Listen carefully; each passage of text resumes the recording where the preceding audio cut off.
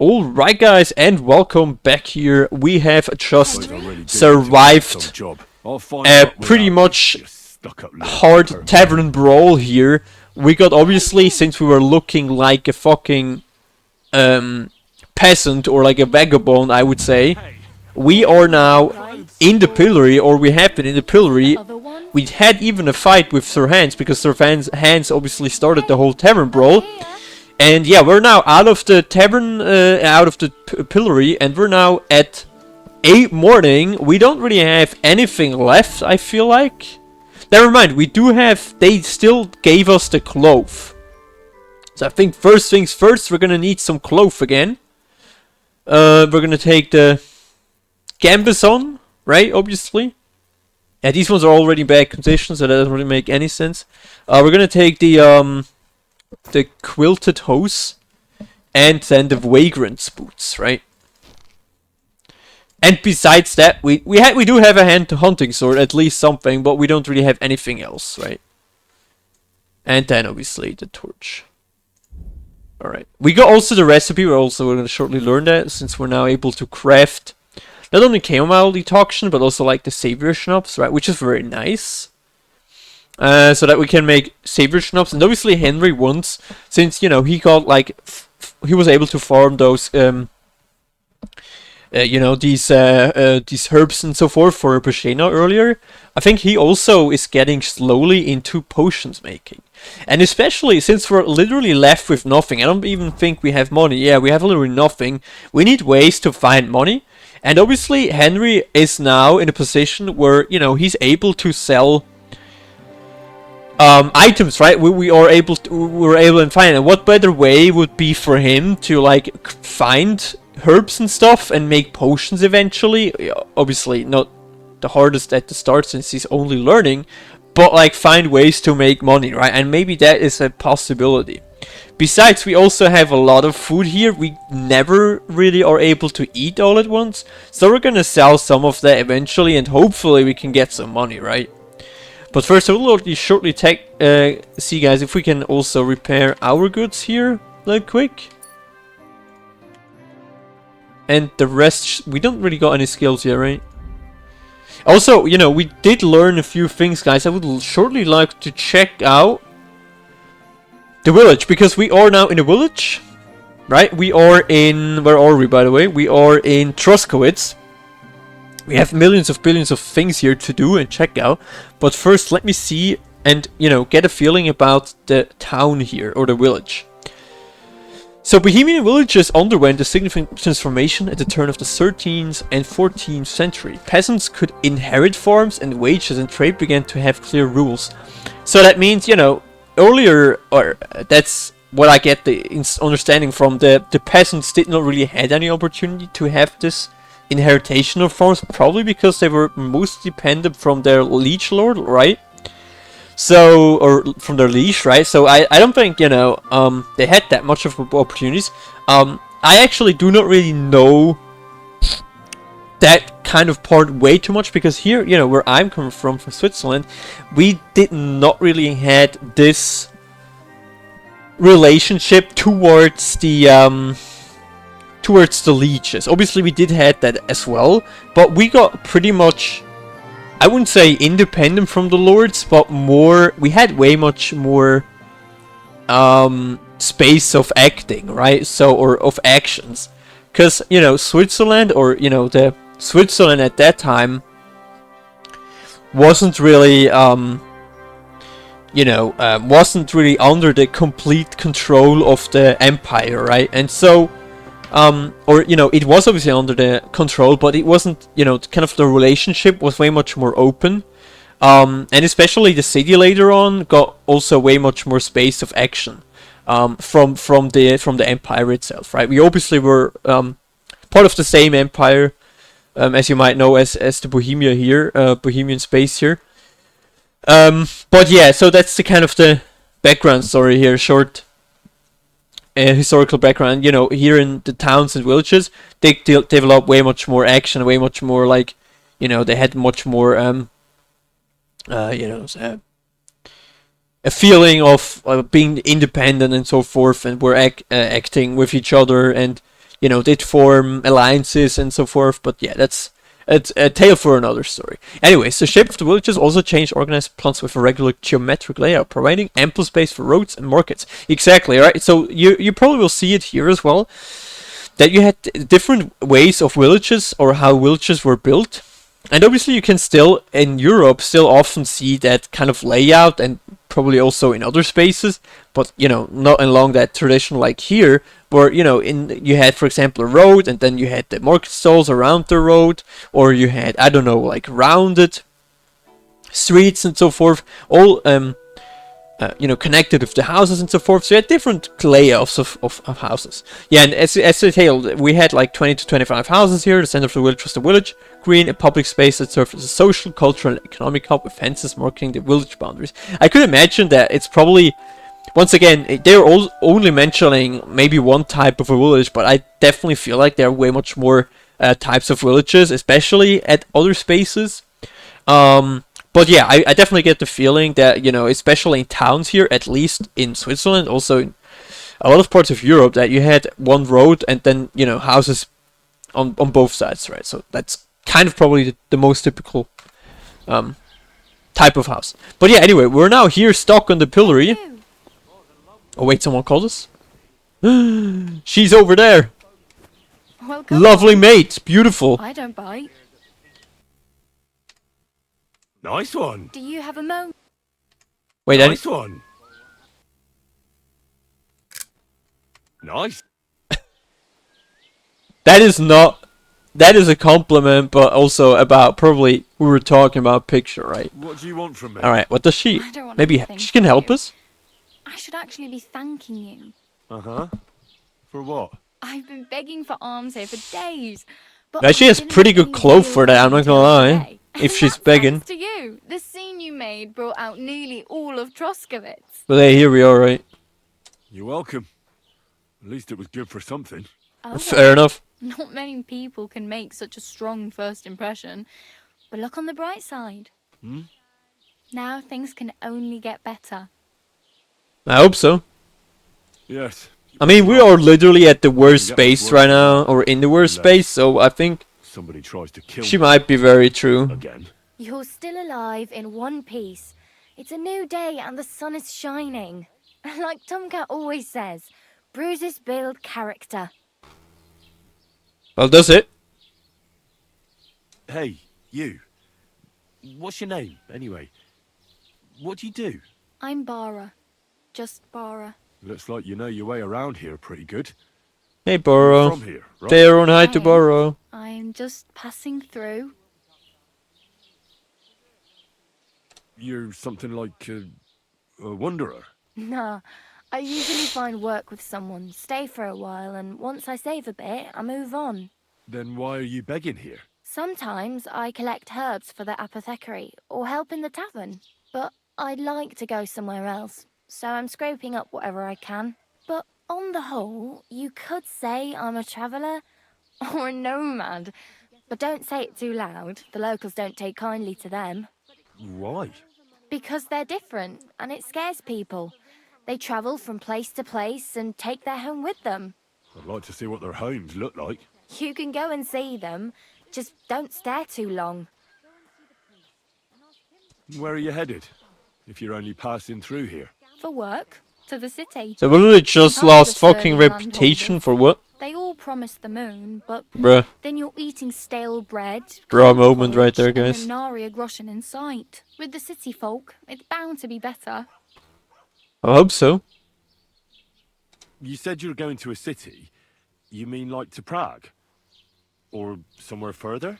I'd like to go to Prague, but I don't know anybody there. In Kuttenberg, at least I have a cousin. Aha. So you're going to visit her? Well, she doesn't know it yet. But I won't be troubling her long. Just until I find a way to make a living. Why exactly are you helping me? Why? Why? Because you look like you need it. I've been in the ship plenty of times, and I know how appreciated a helping hand is in times like that. What do you want to do in the city? I'll find something. I'm not afraid of work. I'm not half-witted. maybe someone could use a cook or a servant. Don't get your hopes up. The city can be a pretty dangerous place for a girl on her own. You mean they don't hand out groschen by the bucketful? And the streets aren't full of roasted stuffed geese? I appreciate your concern, but I have to get to the city first. That's going to take me a long while yet. What is it about Tomcat? Do you know anything more about Tomcat? They say he's a master swordsman, but a real joker too. He loves showing off to girls. Do you think Tomcat might teach me a few of his tricks? No offence. Maybe you can ask, right? Compared to him, you're a bit of a lightweight. I don't want to pull wagons, but if he can handle a weapon, I'd be happy to train a little with him. Well, one of the guards tried to take him on and came back whipped like a dog, moaning like he'd been broken in two. Well, sure. If he's that strong, I'm not surprised. More like some trick he's got that our watch doesn't know. Or at least that's what the poor man said. So we have a quest. Go and see where can I Where find might her. I run into Tomcat? In the camp by the tower, that is, by Rock Tower Pond. He watches the camp for the nomads. Should I watch out for them? No, I don't think so. They mind their own business, but strangers usually mean trouble for them, so they're careful. Try not to stare too hard and hold your tongue, otherwise Tomcat will show you some of his other skills. How does he show off for the girls? With his muscles. He breaks logs with his hands. He even let himself be run over by a loaded hay wagon. Crazy. So this guy's kind of like a To be fair legend. to Maybe we him, can actually learn He from him. sometimes That helps people. might be helpful. Stanislav's sheep fell into a pit one time. And Tomcat pulled it out. And, not just that, he crawled down to get it. And when he found the poor thing had a broken leg, he carried it on his back all the way home.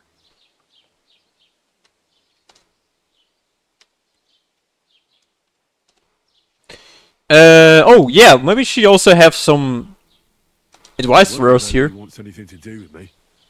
I look like a vagrant. Let's ask her, At least shall you're we? not walking around bare-assed. Although that might not be a sorry sight. Ah, very funny. I'd rather you tell me where I might get some clothes. And what do you have in mind? Brocade and satin, a monk's robe, or perhaps Sir Brunswick's armour? Ooh, what's that? What is that, guys? What armour are you talking about? Sir Brunswick? Brunswick. Oh, nothing. It's just a local legend. That sounds They interesting. say a famous knight lived here who killed a ferocious lion and saved a many-headed dragon. Or the other way round. It doesn't matter. I don't even know. And is the armour real? Maybe. Maybe not.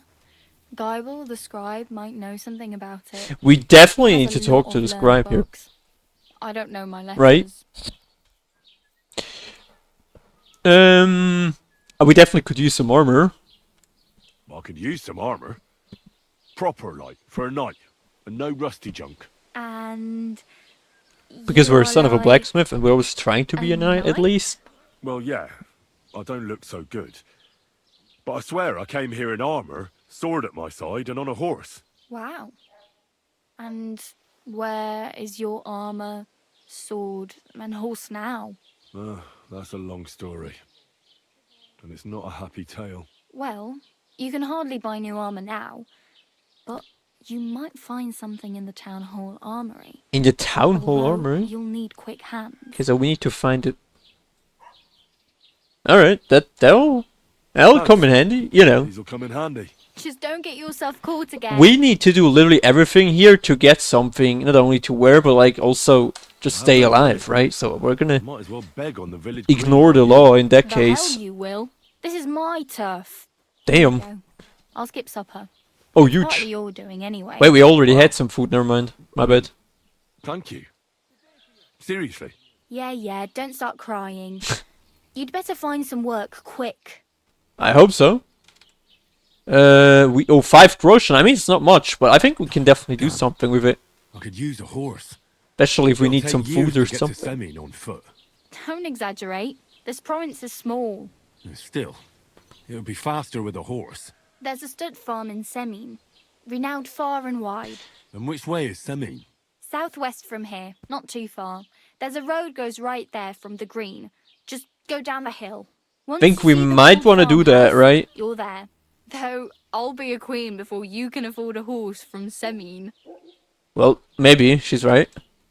Do you know where I might find accommodation? Betty in the tavern lets people sleep in the hay. But you have to pay. I'm not going near I the tavern. imagine we can't even Catch afford hell that. again. Got any other ideas? If you find some work, Or that. maybe you'll get a place to sleep too. Alright. My main concern is getting to that wedding in Semi. Do you know anything about that celebration? Well, yeah. People are talking of nothing else. The Lord's son is getting married to the sister of that lout he was fighting with. How much time do you think I have? Have the preparations already begun? From what I hear, the bride's dress still ain't finished, and blacksmith Radovan still ain't started smithing the gift for the groom. Okay, so we So, once no again rush. hear from Hopefully Radovan. by So then that's I'll find kind of a way like to a sneak in. confirmation of the guy earlier, right? Who was mentioning it. So we can actually, like, you know, trust him, I feel like. Or trust the information here. Oh well. It was nice to meet you, but I should probably get going. Get a job, and so on. Don't worry, you'll manage. Till we meet again. Yeah, have a good one. Beggars. So we're definitely gonna need to make a screenshot here, guys. Wait, you know what? I think a Interesting. better one is a picture of the pillar, guys. What a view. So we have millions of billions of interesting spots here. Like a PO, point of interest tipster. Lion's Crest quest. Crest quest, POI tipster once again with a quest tipster here. We have several quests. Obviously, guys, we do not know which way we need to go, right? So we'll definitely have to orientate orientate ourselves a bit. We could find out what happened to Mo. I'm not sure if we should do that first or if we should go for Cradle. Which might be interesting, right? I think he was the one who was using something about... Oh no, it was not him. It was in Semine, which is somewhere over here in the south, obviously. And, where we could get a horse. So I wonder if we should first go and, you know, get a horse and then go to find Mott. Or first go and find Mott. I mean, Mott is a kind of like our steady a company, right?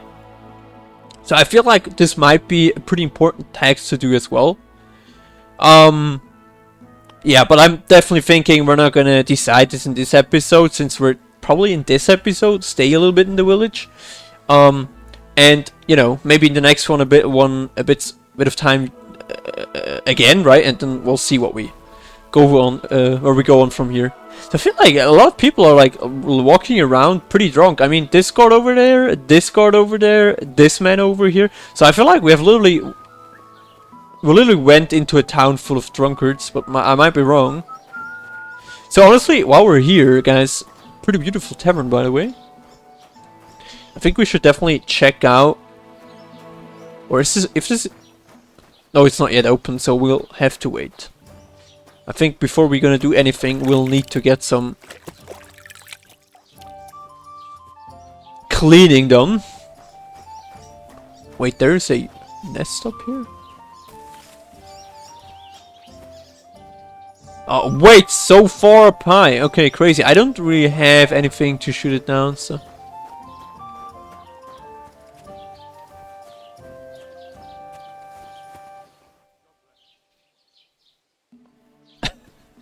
Okay, they're just standing. Fair enough. We maybe might be able to talk to... Hello. We might be able to talk to the scribe here. It looks like it's already open. Let's have a look at the... is this the... Okay, so this is the article. Since we are in the period before the invention of the printing press, which is true, a specific feature of medieval literature is that it was practically entirely disseminated by handwritten copies. Many of its work have now survived in their entirety. The most common genres were chronicles and annals, legends of saints, sermons, or prayers. Later, learned treatises, novels, and very popular chivalric romances were added. Additionally, there existed less frequently preserved humorous songs, couplets or verses, which remained out of the main focus. Yeah, I do remember that. I did, I went to some medieval literature classes, and we heard about that. They were more like, they had some really joke aspects and like sarcastic ways and stuff. But yeah, literature was often written in verse and Latin, with few works being created in national languages at that time. Books were expensive and contained rich decorations and illustrations. Since few people could read, the possessions of books were primarily the domain of monasteries, educational institutions, or royal courts. The most significant Czech literary works of our era include the verse epic Alexandres, Cosmos Chronicle Boerorum, the Daily Mill Chronicle, and the biography of Charles IV, Vita Caroli. The players were surely noticed that in Kingdom Come we handled books and reading more freely. This was one of the concessions we made for the sake of entertainment and to be able to hide information in books that would otherwise not make it into the game. Pretty cool idea. I really enjoyed that one actually. So, obviously books have a pretty important role, and Henry will now, over the time, since, we were focusing on like mini challenges, like picking up all of the books, we're definitely gonna try and get that. We can pay indulgences. Okay, interesting. Yeah, I'm sorry. Excuse me. We need to talk to the scribe here in a minute. I already see a book, guys, and we can... Skullcrusher. I mean, they're skill books. Definitely, guys, we have to get into books eventually. What is that? Oh, this is Troskowitz Chronicle. Okay. Let's talk to the scribe. Be this fine morning. Hello. Oh, he can trade as well. Let's have a look what he's selling, shall we? She's here again. Oh, confound it. But we'll get rid of her somehow, you'll see. What? But What? You didn't give her any money, I hope? Rabble like that are like stray cats. Feed them once, and you'll never get rid of them. No, she just told me you might know where I could get some armor. Armor? Unless you want to join the local watch, I don't think I can help you. Unless, maybe, Radovan, the blacksmith from Takov. We might sell you something. But Barra told me you might know of something better. The armor of some Brunswick? Oh, that. Lad, 'tis but a legend. What legend? It's hard to explain. There are actually 2 legends, or even 3. Well, it doesn't really matter. Why are you so interested anyway? Fine armor like that belongs in the hands of a knight. I mean... We could go with don't you think I look like some knight, but obviously not, since we don't have any armor, so we can't really make that argument. But also not gonna sell it, right? Maybe we could go... I'm interested in as a blacksmith, honestly. At the beginning, I would probably go for the scholar as well, right? I'm more interested in that legend. But the thing is, we're a son of a blacksmith, and that's kind of like the first way which comes to mind. I mean, the scholarship, like I said, will also be a topic sooner or later, but not yet. That may be true. But even the finest armor has to pass through the hands of the master blacksmith who forged it. Well, I might be only an apprentice, but that's all the more reason I should take an interest in such things and learn something. Aiming a bit high, starting with knightly armor, aren't you?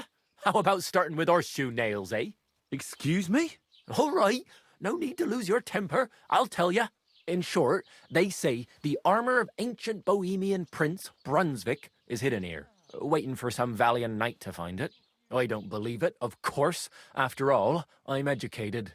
But you'd be surprised how many fools have set off to find it.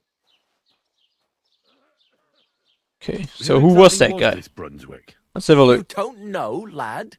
Educate yourself. I mean, Brunswick how? We didn't was really a have the famous chance Czech yet. prince who won the lion for our country's coat of arms. Did we? How is it that I've never heard of him? Perhaps because he never existed. Prince Vladislav II got the lion for our coat of arms for helping Emperor Frederick I, known as Redbeard. But you just said that... Brunswick is just a legend, but a quite lovely one, I'll give you that. Okay. Could you recount for me the legend of Brunswick?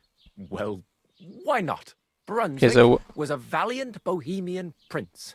He lived in a time when our country had an eagle on its coat of arms, but that wasn't good enough for him.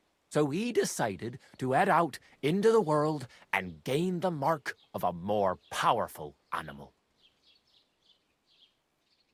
A man after my own heart. You may think so, But his wife was none too happy.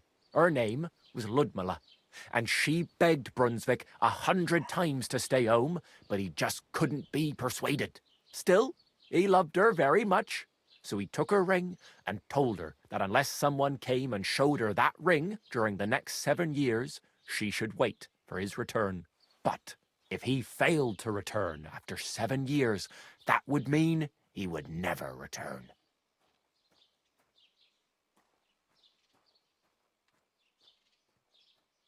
Then what happened next? Brunswick's party set out to sea, but didn't get far. They were drawn in by an island with a mysterious mountain of amber that holds all ships and prevents them from leaving. Over time, the men on the deserted island died of starvation, leaving only Brunswick, who noticed that once a year a great bird called No came to the island to hunt. And so the clever knight hid in his horse's hide at just the right time. And when the bird came, it mistook him for prey and carried him away. So Brunswick wandered on. After some time on the road, the prince came across something unprecedented. A duel between a lion and a 9-headed dragon. So, Okay, that hits think wild. Brunswick did at that moment.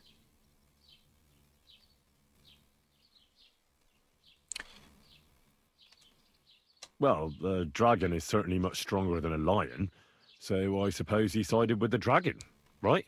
Nonsense. Brunswick rushed Oh, the lion, so and it together was, they you know, killed the what she dragon. was talking And about from that earlier, time Bora, on, they were was wrong sworn then, okay. companions. The lion even followed him all the way back to Bohemia.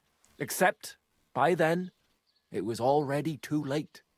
It had already been exactly 7 years to the day since Brunswick set off on his journey. His wife, Ludmilla, who had until that time valiantly resisted all suitors, was about to remarry. But at the wedding feast, Brunswick managed to drop the ring in her cup. So it all turned out well. For Brunswick, that is. Not so for Ludmilla's new groom, but the lion took care of that. Where did Brunswick's armor come from? It is said that George the Lion of Württemberg brought it here. He was the nephew of Lord Chenyek of Württemberg, who built Trusky. This George spent a lot of time with King Wenceslas. A suspiciously long amount of time, if you know what I mean. Okay, that's interesting. I think I get the picture. And it is said that one day, a lion escaped from the king's menagerie, and George overpowered it with his bare hands and laid it at the king's feet, still alive. As a reward, Wenceslas gave young Württemberg the name Lion and the armor of his ancestor, Prince Brunswick. Only Sir George didn't live to enjoy it for long. He caught the plague at a tournament abroad, and died on his way back to his king. Specifically, while visiting his uncle here at Trusky. Of course, the king wanted his armor back, but Lord Chenyek didn't want to give it to him, claiming he had the hereditary right to it.